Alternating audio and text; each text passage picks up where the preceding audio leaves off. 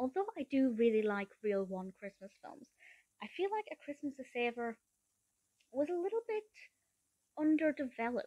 I feel like the characters were very flat, not very exciting. Their pasts weren't juicy enough to make the present fiery, and the events that happened in the present were just really mundane. It's a relaxing Christmas film.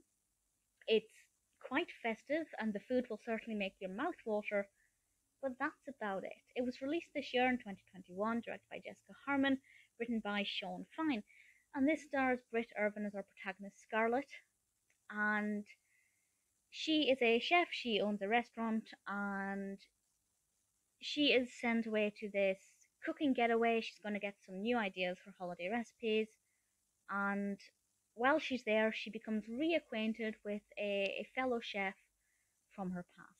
Pretty classic holiday rom-com setup. An old flame, or an old foe, if you like, comes back into her life. There could be sparks, but there could also be a lot of animosity.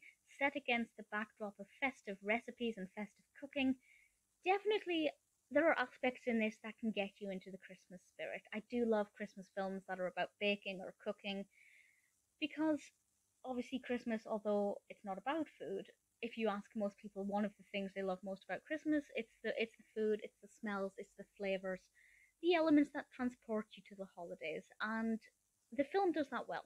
There are a lot of interesting recipes and foodstuffs that will make your mouths water. But characters are pretty boring. They're pretty underdeveloped.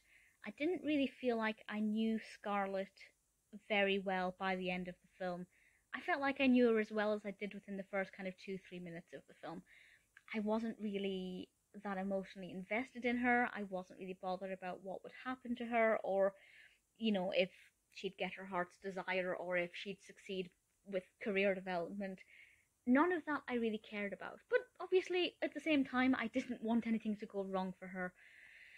I enjoyed the Christmas aspect of the film, but let's say, for example, this was just about a chef who went off to a holiday retreat and was making some recipes with somebody from their past.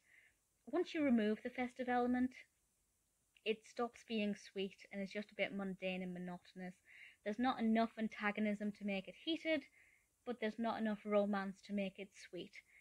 A Christmas to Savour is alright enough if you're looking to watch a Christmas film that you've maybe not seen before, but if you're looking for something fun and exciting, definitely this is not going to be one of those films. It's lacking in a lot.